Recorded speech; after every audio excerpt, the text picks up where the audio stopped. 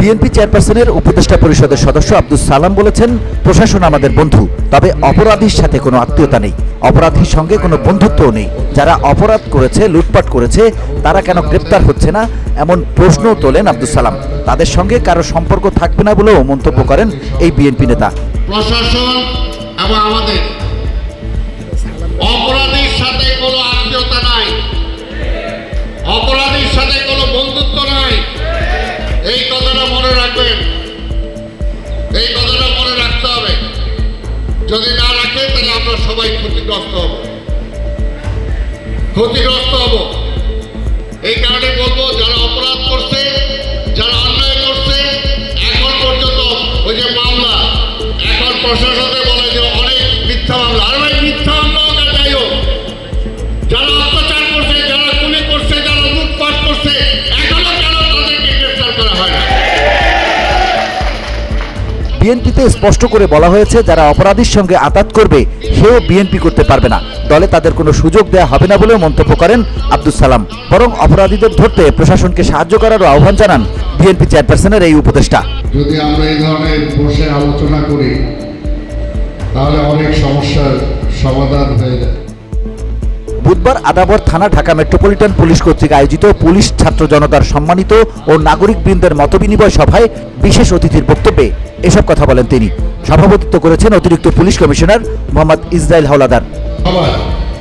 সেই পুলিশ বলি, সেনাবাহিনী বলি, সাংবাদিক বলি, বুদ্ধিজীবী বলি, ছাত্র বলি, ব্যবসায়ী বলি, সবাই সব জায়গায় ধস নামছে।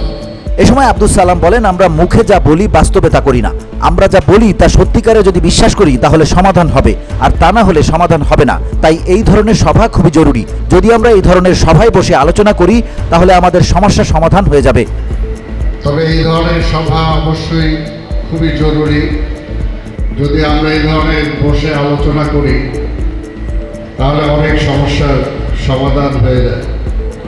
তবে যে আমরা যা বলি তা যদি সত্যিকার অর্থে আমরা বিশ্বাস করি তাহলেই সমাধান হবে, আর তা না হলে সমাধান হবে না। বললাম এক কথা, মাঠে যে বললাম অন্যটা, তাহলে তো হবে না।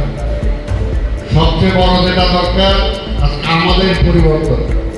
সবাই, সেই পুলিশ বলি, সেনাবাহিনী বলি, সাংবাদিক বলি, বুদ্ধিজীবী বলি, ছাত্র বলি, ব্যবসায়ী বলি, সবাই সব জায়গায় ধস নামছে।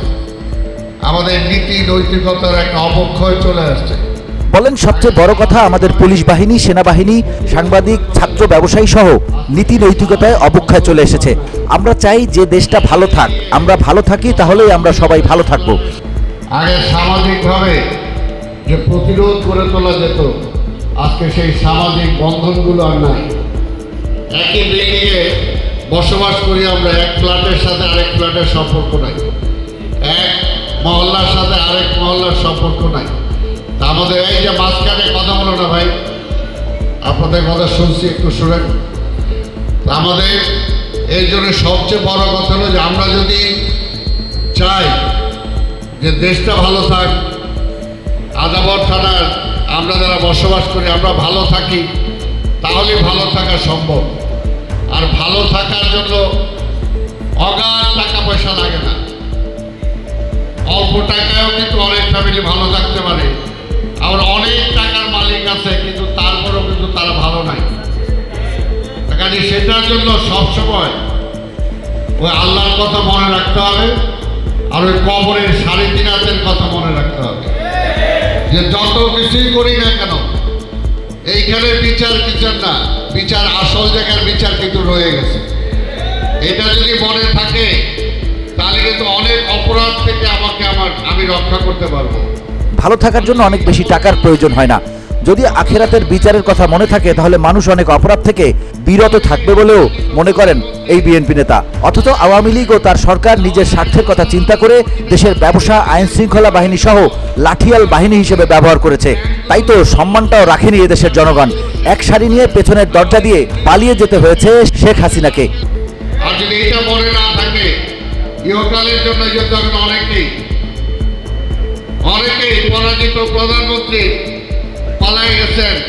যাওয়ার আগে হাজার হাজার কোটি টাকা নিজের পরিবারের জন্য জোগাড় করছেন, ব্যাংকগুলো লোপাট করছেন, ব্যবসায়ীগুলো শেষ করছেন, আমাদের পুলিশ বাহিনীদেরকে তাদের লাঠিয়াল হিসেবে ব্যবহার করার চেষ্টা করছেন, কিন্তু আলটিমেটলি কি হয়েছে? সম্মানটাও রাখতে পারেন নাই, এক সারি দিয়ে পিছনের দরজা দিয়ে পালাইতে হয়েছে। এইটা সবার জন্য। আমরা বলি ইতিহাস থেকে শিক্ষা গ্রহণ করতে হবে, কিন্তু ইতিহাস থেকে আমরা শিক্ষা নেই না। এ সময় বিএনপি চেয়ারপারসনের উপদেষ্টা আব্দুল সালাম বলেন, আমাদের ইতিহাস থেকে শিক্ষা নিতে হবে, কিন্তু আমরা ইতিহাস থেকে শিক্ষা নেই না। ক্ষমতার লোভ দেশের সবাইকে খারাপ করে দিয়েছে। আমরা যদি সবাই ভালো থাকতে চাই তাহলে ঐক্যবদ্ধ হয়ে সবার কাজ করতে হবে। যে কোনো একটা সেক্টরে কেউ বলতে পারবে না যে আমরা ভালো আছি, আপনি খারাপ। সবগুলো খারাপ হয়ে গেছে। আর সেই ভিওডি বাংলা নিউজ ডেস্ক। করার জন্য সবাইকে খারাপ করে দিছে, সবাইকে খারাপ করে সব প্রতিষ্ঠান ভেঙে চুরমার করে দিছে। আজকে পুলিশ বাহিনী কি সব খারাপ? সব তো খারাপ না। উপরের কিছু পুলিশ অফিসারকে তারা রিক্রুট করে বা নিজেদের দলের লোক দিয়ে, আর নিজে তো খারাপ হয়েছে, তার এলাকার একটা বদনাম করে গেছে যে এলাকা থেকে তিনি আসছেন।